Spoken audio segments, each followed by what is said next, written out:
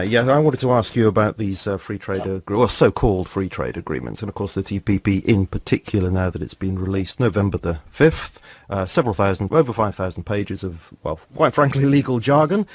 So there are also the TTIP, which is the Transatlantic Trade and Investment Partnership, which is still being secretly negotiated, and we have the TISA, the Trade in Services Agreement, which is coming down the road as well. So I really wanted to ask you about the TPP, of course, because that's the one that we have access to now. Now, you wrote a piece at your blog about 10 days ago called The Reinsurfment of Western Peoples, and you linked to a powerful piece by Chris Hedges called The Most Brazen Corporate Power Grab in American History. Does a really good job, I think, of pointing out just how devastating this TPP looks like it's going to be if it does in fact get accepted by the US Congress, which it looks like it's going to under this fast-track legislation. Now, we did have an interview here on TMR about this last year with a UK film director, David Malone, went into quite a lot of detail about this. So I'm going to say to people, please go back and listen to that initial interview there. But, you said this was something that you've been meaning to write about at length. So I'm going to invite you, please, would you share your thoughts about this TPP with us now on this program? Yes, it has nothing whatsoever to do with trade. They use trade because they can associate that with free trade, which they have everybody brainwashed to think is good and everybody benefits. But it has nothing whatsoever to do with trade. What these partnerships do, both the Atlantic and the Pacific, what they do is they make the global corporations immune to the laws of the country in which they do business, because any law that interferes with the corporation can be said to be a restraint on trade, particularly if it adversely affects the profits of the corporation.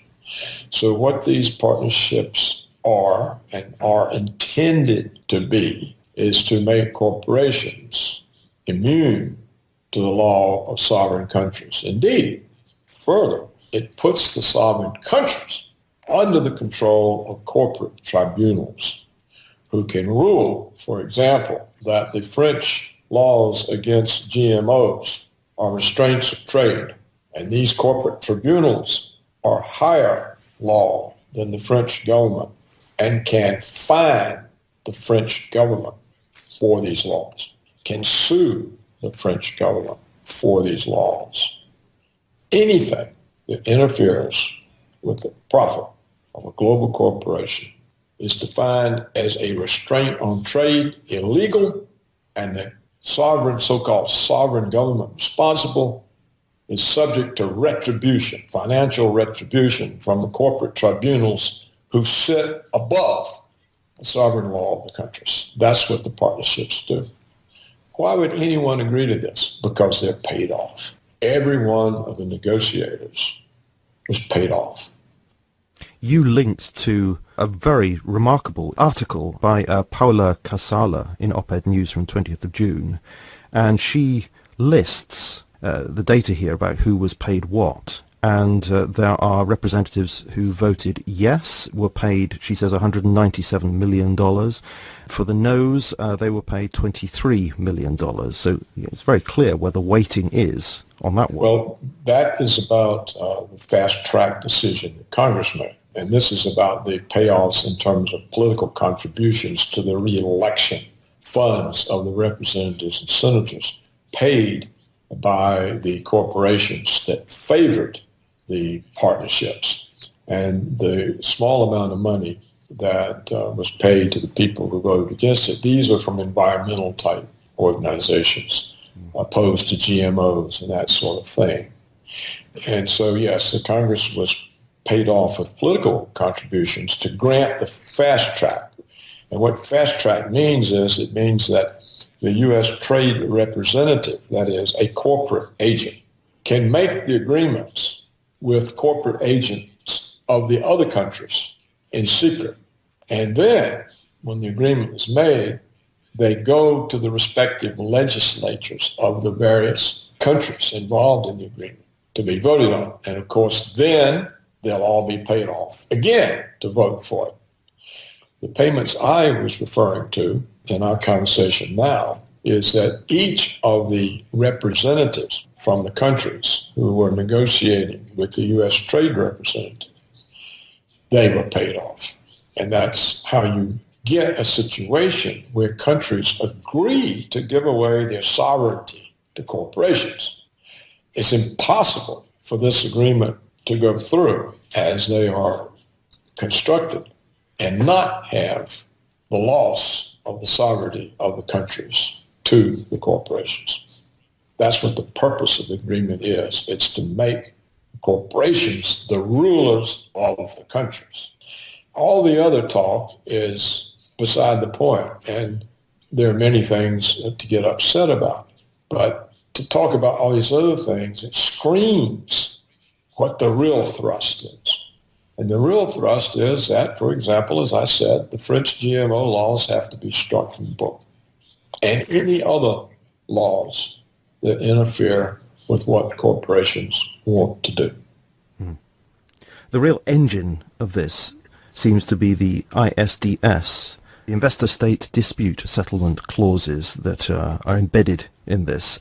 So if a corporation has invested in a particular country and that country brings about policy that that corporation feels has in some way damaged what profits it expected to make, then according to this particular legislation, it can then sue that country. That's the particular offence, isn't it? Yes. This ISDS clause. Yes. And I think, too, that it's not up to the country's courts. These partnerships, as they're called, set up tribunals staffed by the corporations themselves that make the ruling. That's the way I read it and understand it. And so, in effect, it basically means the 1% takes the rest of the control. There's nothing left after that. So these tribunals are, you said there are three people, and they're making the decision on this kind of thing. Yes, I think that's the way it is. Well, David Malone, who was on the programme, let me just quote from him, because he echoes what you say. Quote, arbitration works as follows. 3 arbitrators will be chosen. One by the company that's taking the nation to arbitration. Second one by the nation to defend it. And the third one will be agreed upon by the first 2 arbitrators. If they can't agree, there's a mechanism for someone just choosing the third arbitrator for you. Those 3 people, and they are just people, they are private individuals, almost exclusively drawn from the top 15 global law firms, companies like Freshfields, which are vast. They're a small group of international lawyers drawn from those companies. Those 3 people, mostly men, mostly European or American, meet behind closed doors. They don't have to publish what evidence was adduced, who gave that evidence, what they said, and they don't have to justify their decision. They don't have to give you a written statement of why they decided in favor of the company or in favor of the nation. And there is no appeals process. And you, as a member of a nation, have, and this I'm quoting from someone, you have no rights within that process. That's a quote from a law professor who's an expert on arbitration. No rights. No rights in this process. Right. That's exactly correct. And keep in mind that these law firms are the law firms that serve the corporations. So they're not in any sense independent either, because all their revenues come from representing the corporations. So that's exactly the case. That's what I said. It simply means government is dispensed with. There's no point in having presidents, prime ministers, parliaments, or even courts, because all decisions are now made by the corporations. And they have total control of the outcome and don't have to give any accounting of how they make decisions. So what you read is correct, that person is correct, and that's the intent of these partnerships. And again, how much of this is the media telling you? Virtually nothing. Nothing. Yes, indeed. Well, I've mentioned it to people in my own, social life, and they just look at you blankly. Yeah, I know. There are a couple of other things that I wanted to just bring to attention. James Corbett's written a piece about this for the International Forecaster. 3 particular ways in which the TPP, he says, are even worse than we imagined. He just picks out 3 things here, interpreting the legal jargon. A couple of things here I noted. One was copyright and IP. And he says that under this agreement, then the TPP privileges the complainer so that ISPs will be obliged to take down material that's complained against for copyright reasons just by default. So even if it's fair use copyrighted material, it can be just taken down if somebody complains about it. And then, of course, the person who's had the material taken down will need to go through lengthy processes, to reinstate that. So, I mean, that obviously means that corporations, governments can just hide whatever information they don't like, even if it's used under fair use. Right. Exactly. Another one which he pointed to is food safety, which you've also mentioned, but he notes that imports will be, you'll have to object to an import based on objective science, which is very vague, and I can't help thinking that means establishment science. So, entities like the FDA will need to define what is objective, Right. So, I mean, just having grounds for concern won't matter. You actually can have to prove on the basis of what these establishment bodies would say is proof that a product is unsafe. So the onus is on you to prove that things are unsafe to consume, which is, to my mind, is completely the opposite of what it should be. So this all sounds extremely bad. Yes, it is, and it'll go through because the corporations will pay off the crooked politicians, and they'll take the money and let it go through. That's exactly what will happen. You have to understand what this basically means is that we've moved to a higher form of tyranny. This is tyranny beyond anything that George Orwell could imagine, or fascism or anything of the sort. This is rule by money. The top, the 1%, or actually the 1/10 of 1%. This is ruled by them on the basis of money and money alone. And it's devoid of any concept of justice or mercy or fairness or, concern for others. It's driven by maximizing the bottom line. And what this shows is that in the end, capitalism becomes the most tyrannical of all systems. It becomes a political system in itself, and tyrannical, and more so even than kings once were, or Roman emperors, because there's no check on the power of the corporations. All restraints on the power of corporations are removed and gone. No restraint of law, no restraint of democracy, no restraint of morality. It's total freedom of corporations to loot, extract whatever they want.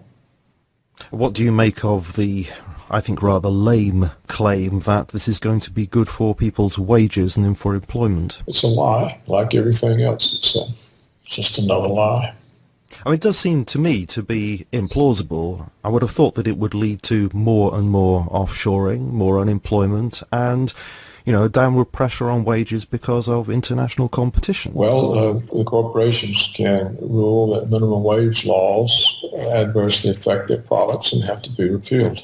So there can't be any labor laws under partnerships. Labor laws are passé, they're overturned, just like laws against GMOs are overturned. There can't be any law the corporation has to supply any kind of benefits, medical coverage or pensions or accept unions. I mean, the corporations can say, we'll pay 10 cents an hour. That's it. Anything else adversely affects our profits. They can do whatever they want. It's a dictatorship of 1/10 of the 1%. And now the question is, since Russia and China are not part of this, what are the consequences? The BRICS aren't in it. South America's not. What do we have? We have a situation where in the so-called democratic world, that is Washington's European and Asian puppets, like Japan, Korea, and of course the Europeans, they live in total tyranny. But what happens with Russia and China and the BRICS? They're not brought into this system. So you have two different worlds, and they don't interact. So we're getting a kind of Eurasia and Oceania situation. Exactly. That's exactly what you're getting.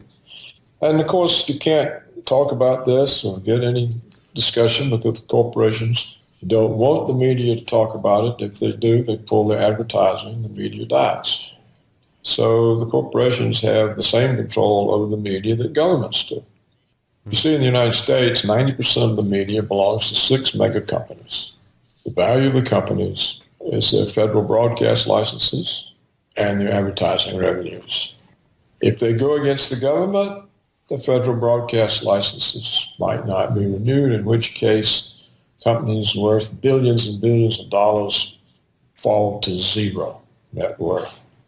If, on the other hand, they annoy the people who provide the advertising revenues by exposing these partnerships or anything of the sort, there go the advertising revenues. And so their revenues fall, their costs up, they're bankrupt. Yeah.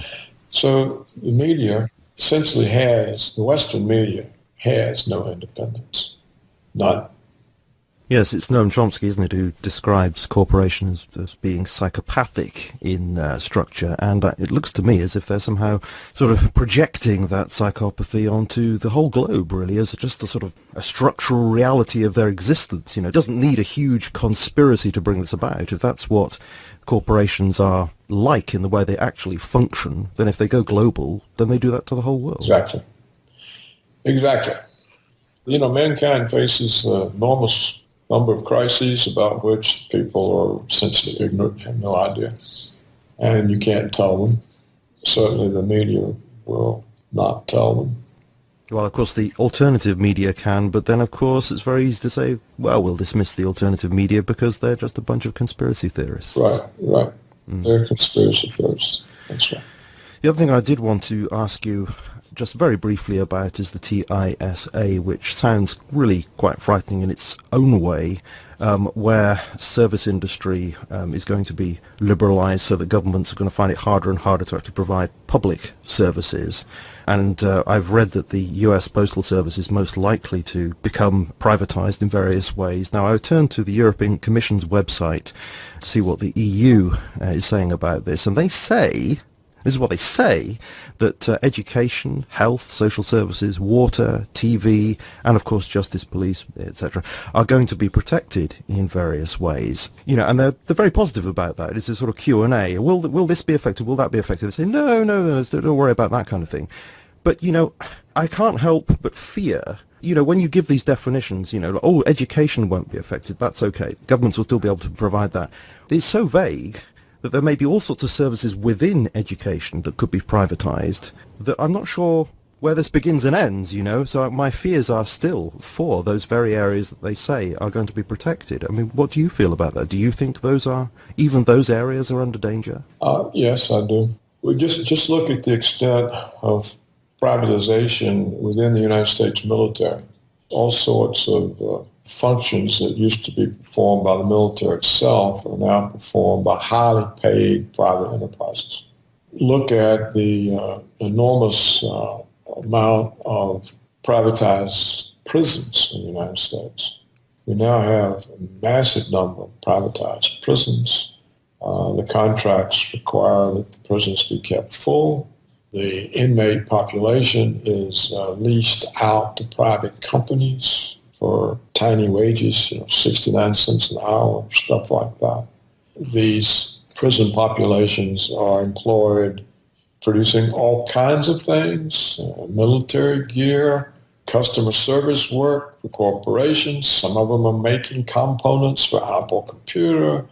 All of this is another lucrative aspect of the privatization. The labor is leased out to private firms and is not paid. So we could easily have a situation where education is officially provided by the government, and yet all this teaching staff work for some company that the local education authority is... Yeah, they will hire a private firm to come run it, yeah. This has happened extensively in the military. It used to be soldiers would have KP duty, that meant kitchen duty. They would sit there peeling potatoes. The Army now is all fed under private contracts by private firms. That's just one example. The national health will be privatized. The government will hire private firms to provide the medical services. And yet they specifically say, no, that's not in danger. And yet the picture that you're painting here is of it being eaten away from inside by all these privatized arrangements. Yeah, never pay any attention to anything a government says. What government has ever kept its word about anything? In fact, I challenge you to find one true statement coming out of the United States government in the last 20 years. One. Just find one. I'll have a go, and I might get back to you at length, or perhaps not. So I think we've covered it, Julian. It's a dangerous situation for the West. I think the West essentially no longer exists. There's a caricature of it, but it's not there. All of its institutions, things like civil liberties, things that people fought for centuries. You know, where it began with in England with Magna Carta. First, only the aristocracy had any civil liberties, and then over the centuries, it gradually gets extended. You get the Glorious Revolution, 1680. Now, Parliament is supreme, not the king. King subject to law. People are protected by the rule of law. These are massive achievements that took centuries. They're all gone. 9/11 got rid of all of them. Because everything that's happened since 9/11 has been a consequence of that agenda. The latest being the Paris attacks, which has now gotten rid of whatever civil liberties the French had. And the same thing will occur in Britain. I mean, you've already had your post office sold off and privatized. Sure. They can sell the post office, they can sell the national health.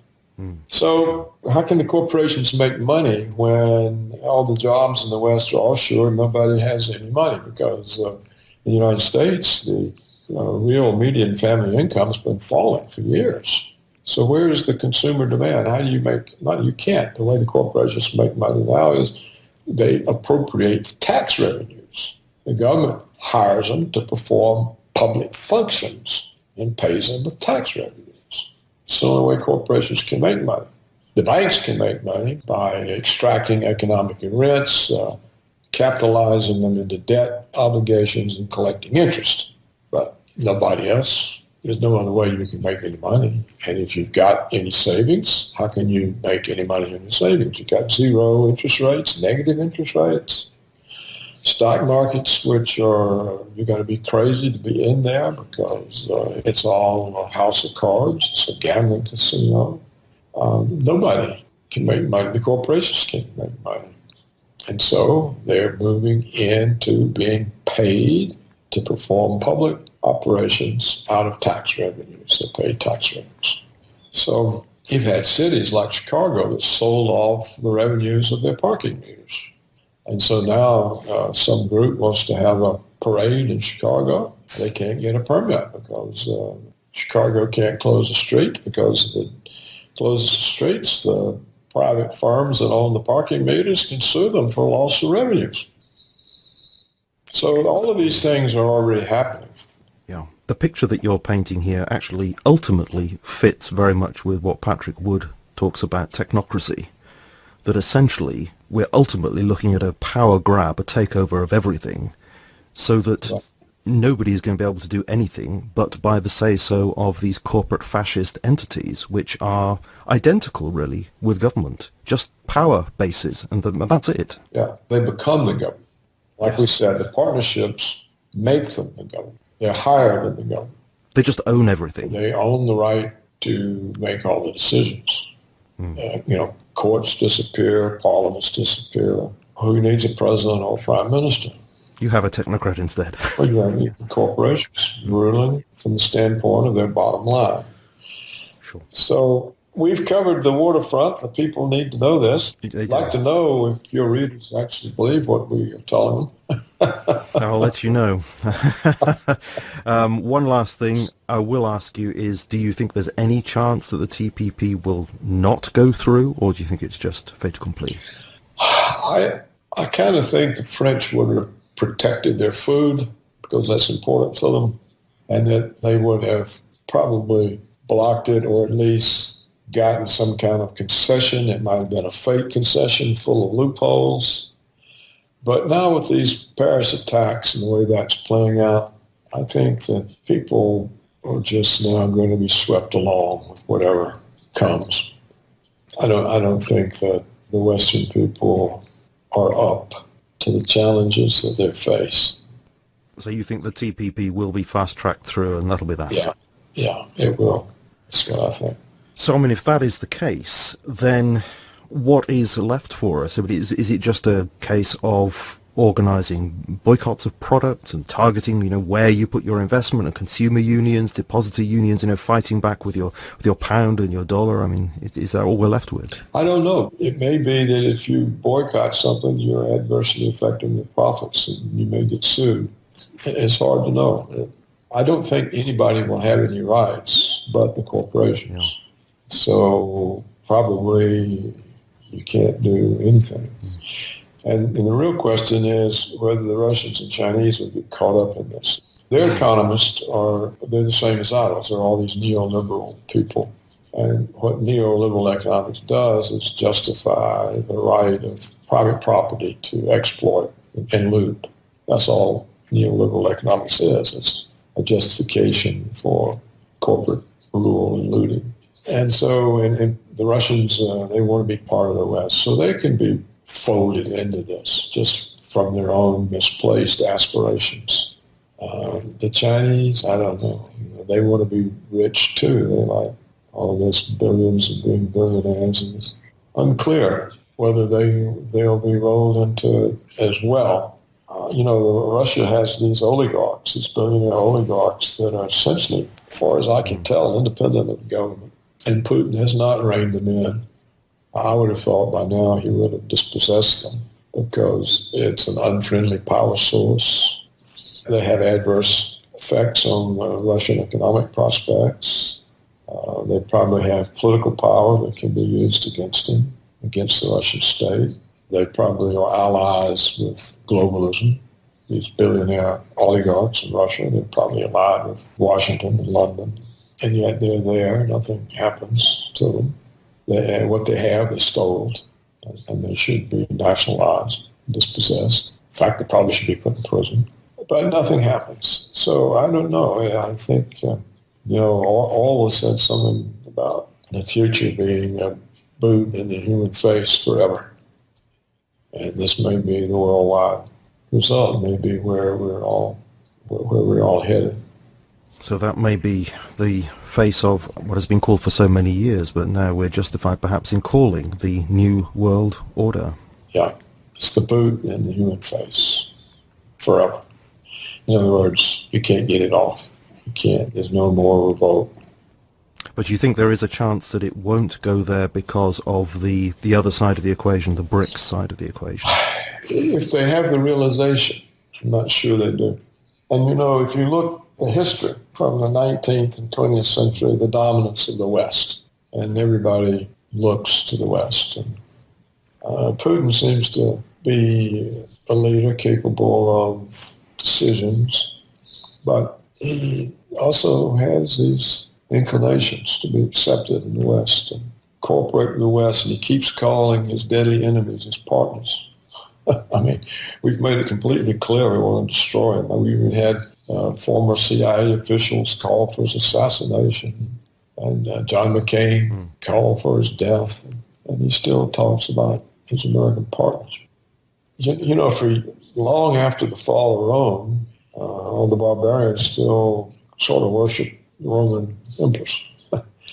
And on their coinage, they always had a picture of Caesar. Because the authority of money was associated with Rome, Caesar.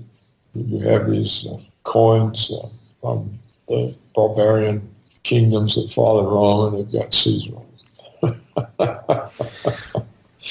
So I don't know, Jim. I can't say. No, sure. But there are still some question marks out there, and perhaps we can hope that there's something lurking behind the question marks that there still are. And of course, if we are looking at, as you described it with the Orwellian phrase, the boot on the face forever, we're looking at that monolithic new world order, then it seems, certainly from my perspective, that we would be looking only at a transcendent hope. But of course, that's something for which this particular station stands for. So I would still hold out that hope to people to look to that transcendent hope. But when you're actually looking at just what's going on in the world today, I think we have to be very much realists. And I thank you ever so much for coming on and sharing your perspective with us. I do hope that people do take very seriously what it is that you say, and that whatever it is that we can do, and maybe it's very puny, but whatever it is we can do, that we share